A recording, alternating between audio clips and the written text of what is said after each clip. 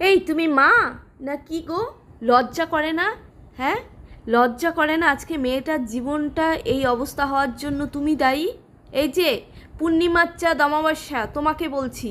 হ্যাঁ, ঘরে ছেলের বউ আছে, ধিরিঙ্গিপনা করে যে নাচ করছো, লজ্জা করছে না? কি করে রিলস করো? অসভ্য মহিলা একটা।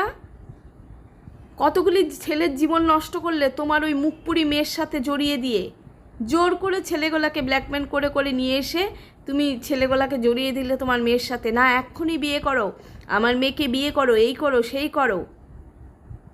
অসভ্য মহিলা, ধিরিঙ্গিপনা করে নেচে বেড়াচ্ছ যে। নিজের মুখটা যাও আয়নাতে দেখো।